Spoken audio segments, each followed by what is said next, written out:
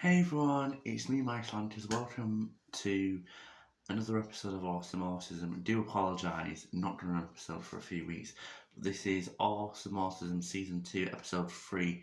And today we're going to talk about being a university student with autism or being an autistic uni student, however you want to call it. So, obviously it's a big change because, first of all, obviously you have to it's new, it's different from college and stuff, or like stuff, so there's work, you may be in more days or less days depending on uni and your course, depending where you go and what course or courses that you're studying. That's one thing. Obviously, there's also you meeting new people, like the new tutors and the new, people in the same year as you below you above you, make friends with them.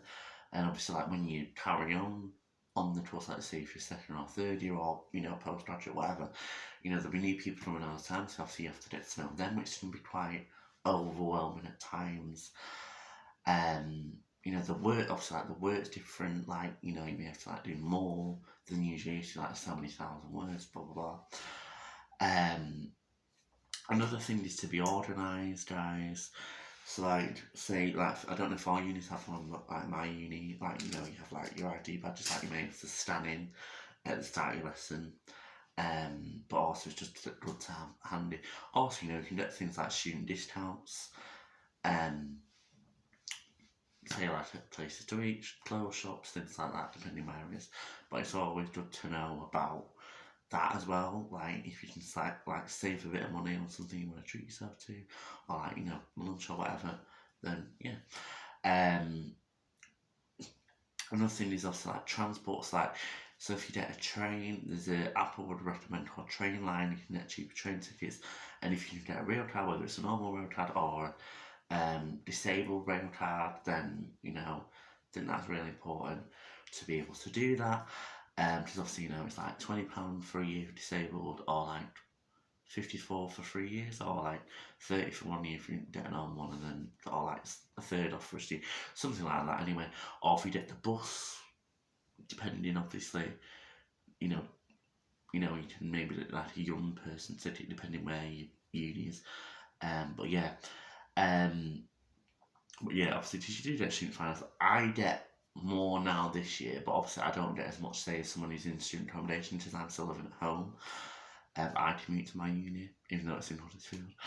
I think, also get everything you're entitled to, like, if there's, the disability support at uni, get it. Obviously, you may have to get your proof of your diagnosis, but it's good to have it on record, because then you may be able to get extensions for on your written work depending on your disability. I get extension like 2 weeks, maybe a bit longer sometimes, because my tutors are quite understanding, so which is good. So there's also I think it's good teach you to be able to talk to your tutors and your friends, obviously your new friends and stuff. Be open and honest with everyone about you if you feel comfortable. But me and my friends at the start last year, we all had an open conversation if we had disabilities or anything. It was really important. But yeah, another thing is just be open and honest. So there's a thing a lot of unis do called DSA, which basically you can get to help you maybe towards transport sometimes. May help you towards getting a laptop, or DSA, by the way, is disabled student finance. I don't know if all unis do it, but it's with the student finance thing, so it's with maintenance loans and tutor loans and stuff as well. So I think it is really important to do that. Because obviously then you can get things like specialist tutors and things as well.